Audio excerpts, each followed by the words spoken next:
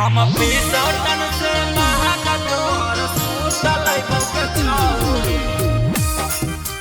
presented by Rajaji Films। जौना दिन जने में मेला लेके हम छूट जाइबो के छौरी। हम पीसटन से महंगा तोहर सूतल छौरी। छोड़ छोड़ी लगल करेज मेरे जब सुनलियो गेलही जेल मेरे छोड़ छोड़ी लगल करेज मेरे जब सुनलियो गेलही जेल मेरे जौना दिन जेल से बेला लेके हम छूट जाइबो के छौरी। हम पीसटन से महंगा तोहर सूतल के छौरी। चल हट। जौना दिन जेल से बेला लेके हम छूट जाइबो के छौरी। हम पीसटन से महंगा तोहर सूतल के छौरी। देख लेबो हम पीसटन से महंगा तोहर सूतल के छौरी।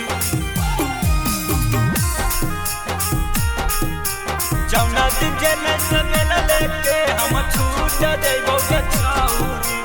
छूट जाइबो के छौरी। तोरा ऊपर लागल हो कौ के तू समानामा करबी तू कैसे छोरा के ले सबके सामना छौरा ही समस्तीपुर के अच्छा रख देबो सबके घमंड तूर के। ओहो काम ना बुझे हमारा यार के राखो हम सबे सखातियार के। अब करबो नहीं हम सदिया रे तू तो होलही आतंक बदिया रे। बाप के कहिए दहेज में बंदूक देतो गे छौरी। हम पीसटन से महंगा तोहर सूतल गे छौरी। अच्छा जौना दिन जेल से बेला लेके हम छूट जाइबो गे छौरी। हम पीसटन से महंगा तोहर सूतल गे छौरी। हम पीसटन से महंगा तोहर सूतल गे छौरी। जौना दिन जेल से बेला लेके हम छूट जाइबो के छौरी। छूट जाइबो के छौरी। तोरा ऊपर लाखों रुपया इनाम रखल हो जन के तोरा पीछे पुलिस प्रशासन पड़ल हो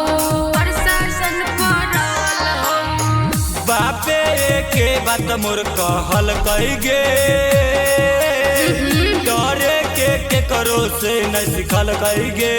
मत बोल जोन सार हमसे अझुरैत गे पाका उहितवा मारल जैत गे। सुन रविन अमित राजा रे तोरा काटे पड़तौ साजा रे।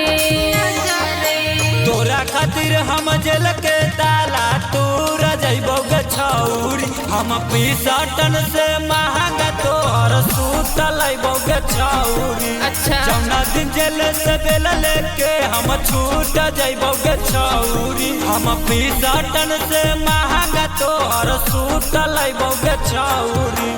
ओहो।